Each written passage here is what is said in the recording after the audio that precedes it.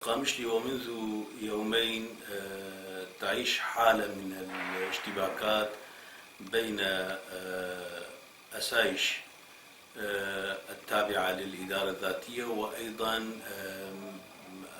مجموعة الدفاع الوطني والتي هي ترتبط مع النظام. ومن خلال المجريات التي حصلت النظام أيضا ساهم بالحفاظ على التوازن على الأرض وتدخلت في أماكن متفرقة. وأعتقد بأنه الأمور حتى الآن ورغم وجود بعض الوساطات ولكن حتى الآن لا يوجد أي تفاهم جدي أو استجابة من الطرفين. وبحسب المعلومات فإن الجانب الكردي حتى الآن يحرص على أن يكون هناك توقف لهذه الاشتباكات، بدليل أنهم لم يشتركوا كوحدات حماية الشعب واكتفت بمساندة بسيطة من بعض العناصر من اليبقة الموجودين في المدينة، أما كقوات من اليبقة لم تشترك حتى الآن.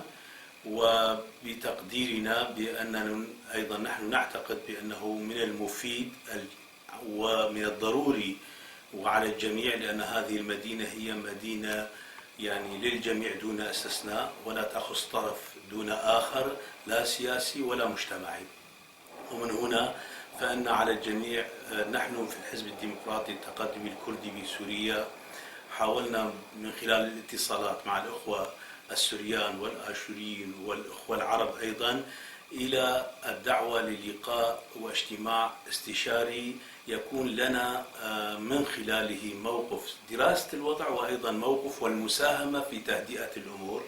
وبتقديرنا أن بعض التصريحات التي تصدر من هنا وهناك وبشكل فردي ودون أن يكون هناك تشاور جدي بين الأطراف، وخاصة في واقع الحركة الكردية والذي حتى الآن وكما كان قرار مؤتمرنا يحتاج إلى مركز للقرار لكي يكون جاهز في أي لحظة أن يتصدى لأي موقف يحصل وأي طارئ يحصل. ولكن ما هو في الواقع هناك تصريحات بتقديرنا غير مسؤولة حتى الآن صدرت من بعض الأطراف، ويمكن أن يكون بعض الأحزاب كما أحزاب المجلس الوطني. المجلس الوطني لم يهزم موقف مشترك، ولكن هناك شخصيات قيادية صرحت ببعض المواقف لا أعتقد بأنها تساهم في تهدئة الأمور، ولا أعتقد بأنها أيضا تقرأ الأوضاع والتوازنات الموجودة والقائمة بشكل دقيق. هذه المنطقة والمناطق الكردية بوجه عام هناك توازنات يجب الحفاظ عليها للحفاظ على الاستقرار الذي كان منذ بدايات الثورة وحتى تاريخه. أي لعب بهذا التوازن، أي عدم تقدير لهذا التوازن، أعتقد بأنه سيؤدي بمناطقنا أيضا إلى ما حصل فيه. ونحن لسنا يعني أفضل من دمشق وريف دمشق وحلب وحما وحمص ودير الزور. هناك توازنات حصلت، علينا أن نكون دقيقين وحريصين على هذه التوازنات.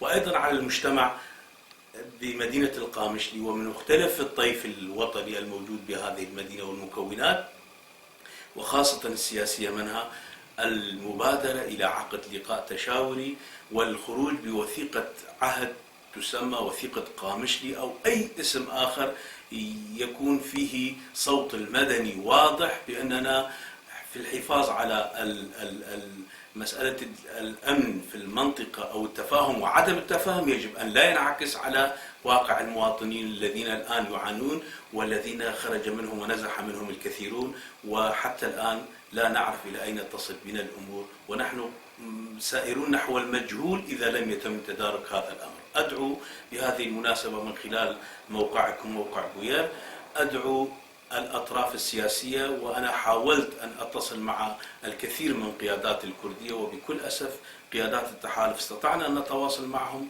الآشوريين استطعنا، ولكن قيادات المجلس الوطني لم نستطع حتى الآن للتواصل وأيضا للوصول إلى موقف ربما يساهم في تهدئة الأمور. وشكرا لكم.